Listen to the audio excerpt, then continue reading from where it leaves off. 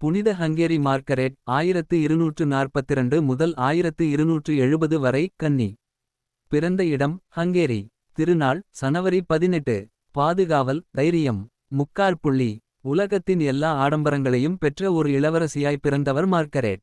ஆனால் எளிமையான ஒரு துறவியாக வாழ அவள் விரும்பினாள். இராணுவ ஆட்சியின்போது ஹங்கேரியின் அரசராயிருந்த அரசர் 4ஆம் பேலா தான் அவளது தந்தை. அவள் பிறந்தவுடனேயே அவளது பெற்றோர்கள் எதிரிகளிடமிருந்து காப்பாற்றப்பட்டால் அவளை கடவுளுக்கு அர்ப்பணிப்பதாக வேண்டியிருந்தனர். பேலா வெற்றி பெற்றார். தனது 3ஆம் வயதில் மார்க்ரெட் டோமினிக் சபை கன்னியர்களுடன் வாழ அனுப்பப்பட்டாள். சிறிது காலத்திற்குப் பின் அவளது தந்தை அவளுக்கென்று ஒரு துறவற மடத்தை தான்யூப் ஆற்றின் தீவில் கட்டிக் கொடுத்தான். அழகான இளம்பெண்ணாக அவள் வளர்ந்தபோது யோயோமியாவின் அரசரான ஓட்டோகார் அவளை மணக்க விரும்பினார். ஆனால் அவள் துறவற வாழ்வையும் துறவற மடத்தையும் விட்டு வருவதற்குப் பதிலாக தனது மூக்கையும் உதடுகளையும் வெட்டிக்கொள்வேன் என்று பயமுறுத்தினாள். பணிச்சிறப்பு.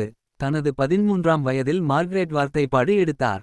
இளவரசி என்பதனால் அவர் அங்கு சிறப்பாக கவனிக்கப்பட்டாள். ஆனால் அச்சிறப்புகளை எல்லாம் அவள் மறுத்துவிட்டாள். மிகவும் எளிமையான தாழ்ச்சியான வாழ்வு வாழ்ந்தாள். தனது உடைகளை ஒருபோதும் சுத்தம் செய்யாமல் பிறர் தன் அருகில் வர முகம் சுழிக்கும் துறவற வாழ்வை மேற்கொண்டாள். தபசு காலத்தில் பிற கன்னியர்கள் அவளது உடல் நலம் குறித்து கவலைப்படும் அளவிற்கு நோன்பிருந்தார்.